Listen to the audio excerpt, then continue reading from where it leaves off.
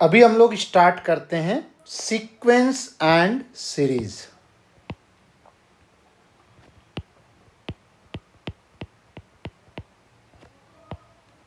Sequence किसको बोलते हैं? कोई भी नंबर्स लिखे रहते हैं एक के बाद एक, एक के बाद एक, किसी डेफिनिट रूल से। उसके पीछे वो जो लिखा है कोई ना कोई रूल होना चाहिए, तो उसे हम लोग सीक्वेंस बोलते हैं। अ succession of numbers, a succession of numbers t1, t2, t3 and so on tn formed according to the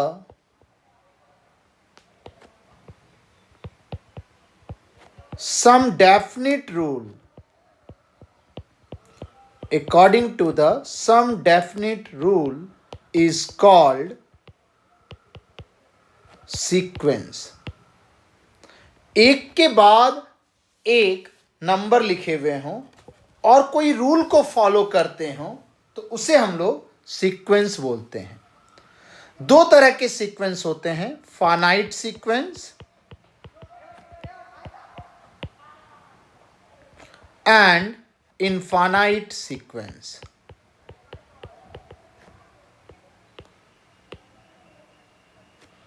तो finite sequence and infinite sequence, finite sequence वो होता है जिसके अंदर डेफिनिट नंबर ऑफ टर्म्स हों।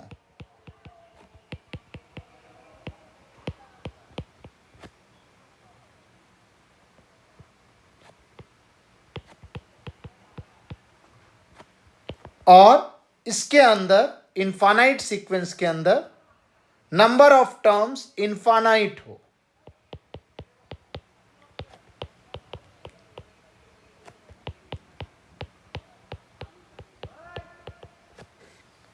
जैसे हमने लिखा एक सीक्वेंस 2, 4, 6, 8 एंड सो ऑन 100, तो ये फाइनाइट सीक्वेंस है क्योंकि इसका लास्ट टर्म 100 हमें पता है।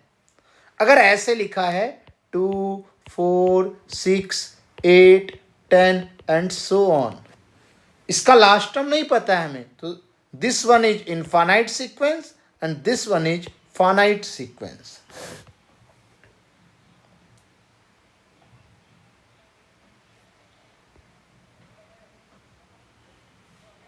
इसके अंदर एक होता है nth टर्म, जिसको हम लोग जनरली tn से रिप्रेजेंट करते हैं। इसको हम लोग जनरल टर्म भी बोलते हैं।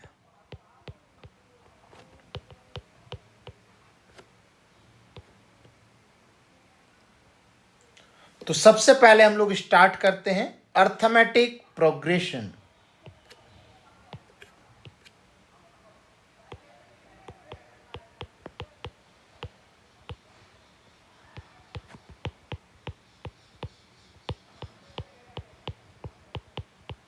शॉर्ट में इसको हम लोग एपी भी बोलते हैं।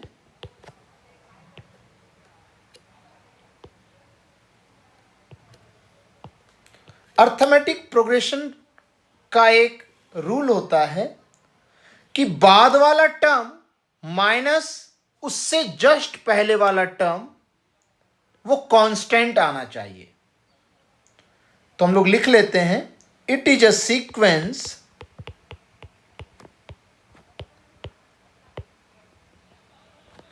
in which the difference between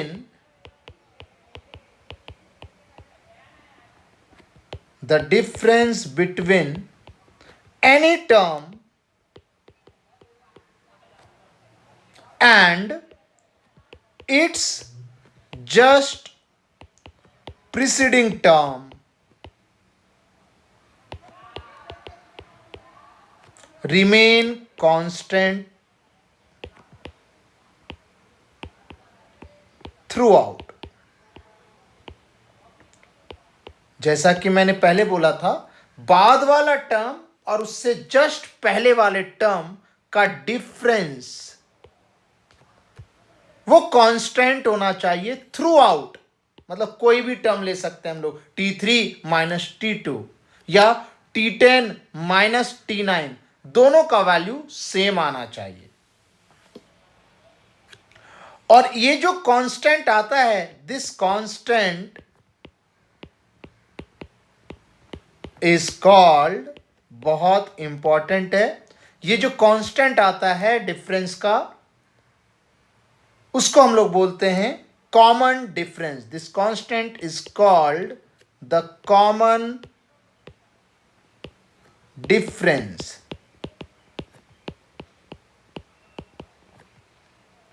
of the AP, of the arithmetic progression। And common difference जो होता है उसको हम लोग डिनोट करते हैं स्मॉल डी से। कॉमन डिफरेंस का जो नोटेशन है वो स्मॉल डी है। जनरली हम लोग स्मॉल डी से लिखते हैं। तो एपी का जो अपीयरेंस होता है वो इस प्रकार से एपी आता है। इसका जो स्टैंडर्ड अपीयरेंस होता है, स्टैंडर्ड अपीयरेंस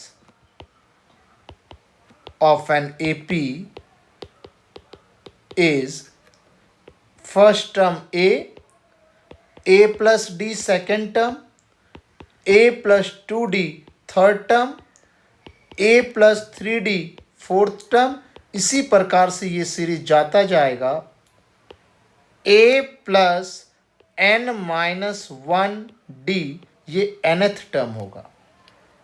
इसको ऐसे भी समझ सकते हैं, सेकेंड टर्म के अंदर d के आगे 1 आ रहा है, ये फर्स्ट टर्म है, ये सेकेंड टर्म है, ये थर्ड टर्म है, ये फोर्थ टर्म है।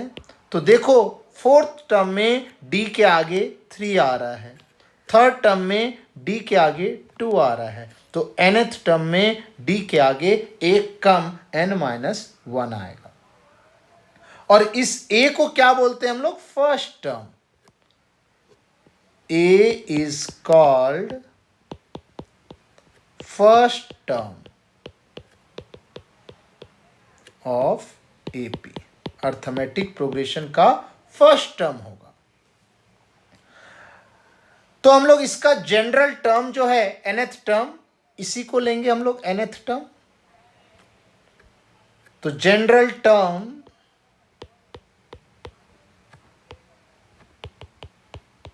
और nth term of an AP इसको हम लोग लिखते हैं nth टर्म को Tn से, और वो होगा a plus n minus 1 into D. ये एक बहुत इंपॉर्टेंट फॉर्मूले की तरह लेंगे हम लोग अर्थमेटिक प्रोग्रेशन का, जिसके अंदर a जो है वो फर्स्ट टर्म है, d जो है वो कॉमन डिफरेंस है, और n जो है पोजीशन ऑफ टर्म है। मैं फिर से लिख देता हूं, a is first term, d is common difference,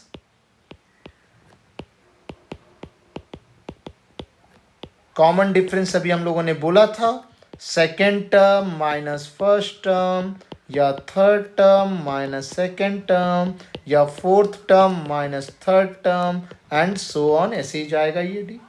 n is position of the term, n is position of the term which we require।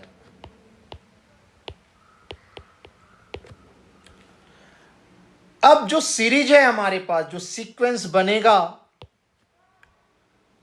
अगर उसके अंदर d कॉमन डिफरेंस अगर ग्रेटर देन 0 है तो उससे इंक्रीजिंग एपी बनेगा।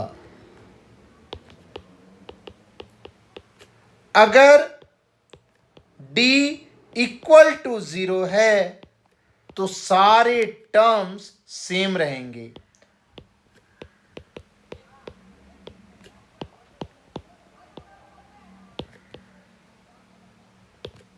अगर हमारा d लेस देन 0 है तो उससे डिक्रीजिंग एपी बनेगा।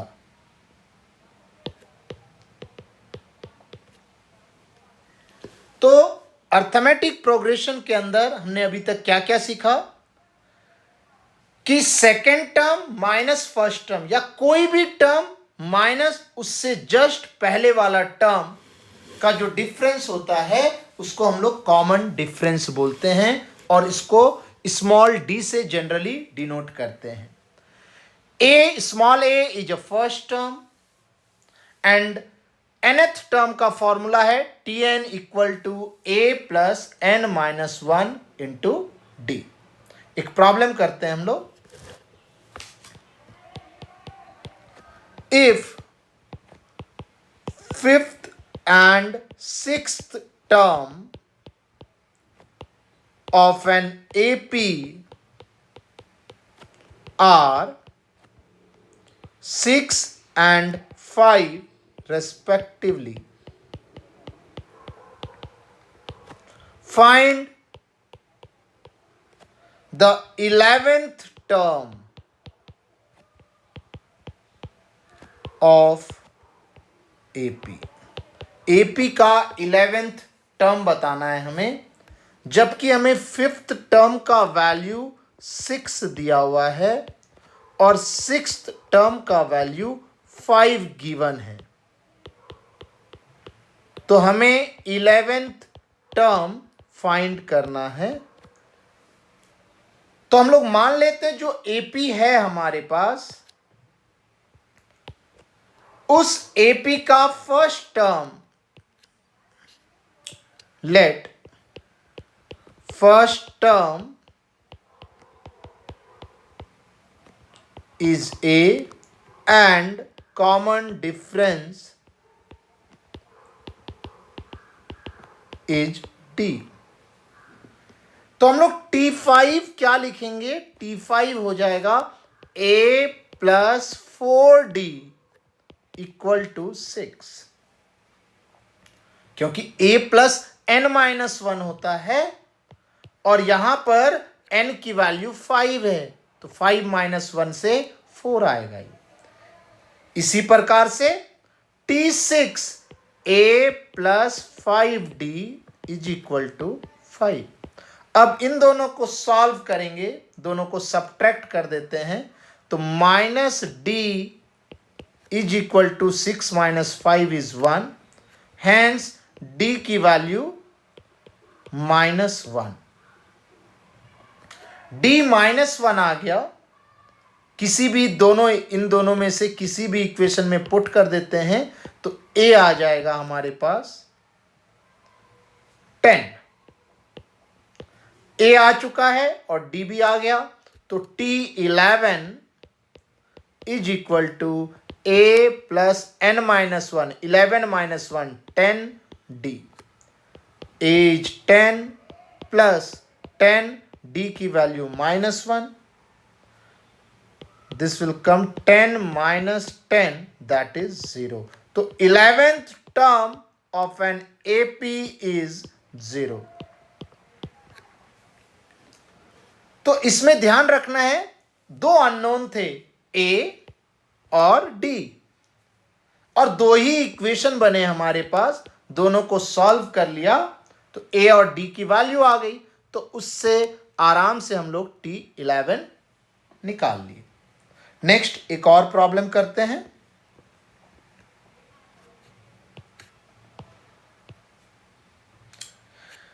इन एन AP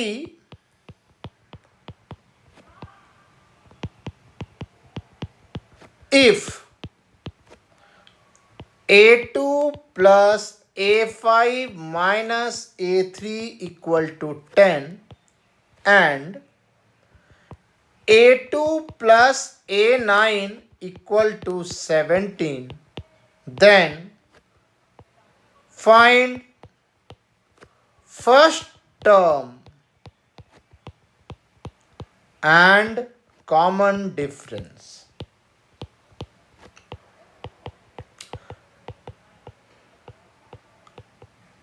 हमें फर्स्ट टर्म मतलब a और कॉमन डिफरेंस मतलब स्मॉल d ये फाइंड करना है। हम लोग मान लेते हैं लेट जो हमारा AP है उसका फर्स्ट टर्म a है और कॉमन डिफरेंस वो d है। तो A2 मतलब सेकेंड टर्म, ये जो A2 plus A5 minus A3 लिखा है ये टर्म को डिनोट किया इन्होंने। A2 is A plus D, A5 is A plus 4D minus A3 is A plus 2D, this is equal to 10। इसको हम लोग सिंप्लीफाई करते हैं तो 2A minus A is A, 5D minus 2D is plus 3D equal to 10। ये एक equation आ गया। अब हम लोग दूसरा इक्वेशन बनाते हैं A2 plus A9 equal to 17 से। तो A2 को फिर से लिखेंगे A प्लस D, A9 को लिखेंगे A plus 8D is equal to 17। तो इससे आएगा 2A plus 9D equal to 17। ये हमारा इक्वेशन 2 होगा, ये 1 और 2। इन दोनों को सॉल्व करेंगे तो A और D आ जाएगा। कैसे सॉल्व करते हैं? हम लोग इक्वेशन 1 को 3 से मल्टीप्लाई कर देते हैं। 3 से अगर इसको मल्टीप्लाई करेंगे तो ये बनेगा 3A plus 9D equal to 30। अब ये इक्वेशन और इस इक्वेशन को सब्ट्रैक्ट कर देते हैं तो A इक्वल टू 13